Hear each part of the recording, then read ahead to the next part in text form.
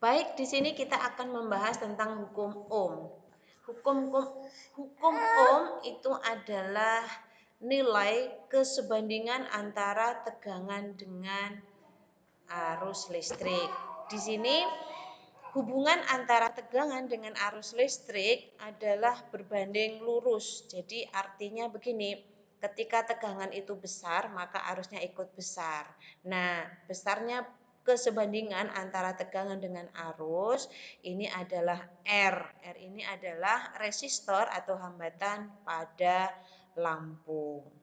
Jadi di sini kalau ini besar, ini ikut besar, ini kecil, ini ikut besar. Iya, besar. Sorry ya. Ini besar, ini ikut besar. Kalau ini kecil, ini ikut kecil. Nah, nilai kesebandingannya itu akan bernilai konstan. Kita kasih misalkan di sini. Sumber tegangan kita beri 10 volt.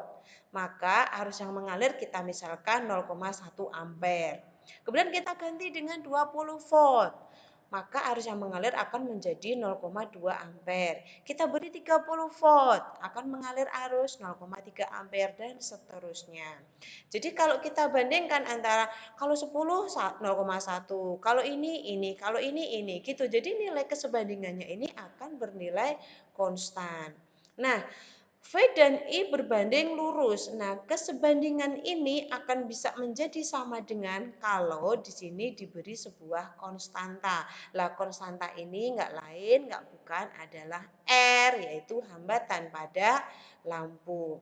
Secara umum persamaan hubungan V dengan I itu dituliskan dengan V sama dengan IR atau sudah familiar kita hafalkan rumusnya adalah VIR. V sama dengan IR. Ini saya kasih simbol rumus pertama.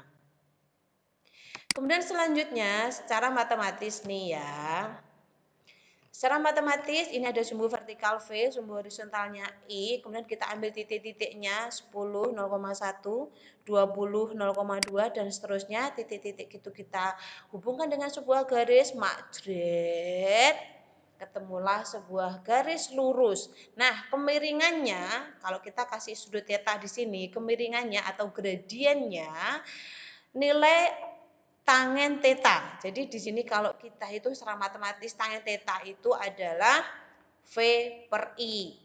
Atau secara matematis kan biasanya Y per X gitu kan, tapi di sini Y kita ambil alih V, kemudian X-nya adalah I, maka nilai tangen theta adalah V per I atau sama dengan R. Jadi nilai R ini adalah nilai gradien atau kemiringan antara sumbu V terhadap I.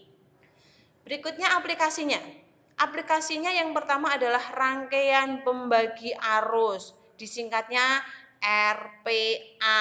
Tapi di sini salah ya, yang tertulis di sini RPT, yang benar adalah RPA. Nah, rangkaiannya disebut dengan rangkaian paralel. Yang kedua, rangkaian pembagi tegangan atau RPT. Rangkaiannya adalah rangkaian seri. Yang dirangkai paralel atau seri di sini adalah resistornya. Jadi resistor itu bisa dirangkai secara paralel atau seri atau bahkan campuran. Oke, kita bahas satu persatu. Yang pertama untuk rangkaian pembagi tegangan. Rangkaian pembagi tegangan. Langsung pada aplikasinya ya. Nih, misalkan saya punya sebuah lampu. Jadi semua alat elektronik itu pasti mengandung angka-angka inisial ya yang menunjukkan inisialnya alat itu. Kita ambil salah satu contoh lampu nih. Lampu mempunyai daya 10 watt. Tegangannya 100 volt. Jadi di sini 100 volt adalah tegangannya dan dayanya adalah 10 watt. Inisial ini bermakna A. Lampu akan menyala dengan daya maksimal 10 watt jika dipasang pada tegangan 100 volt. Jadi ini adalah nilai maksimal. Yang B, kita bisa menghitung besarnya arus yang mengalir pada lampu dengan rumus yang kedua, yaitu I sama dengan P per V.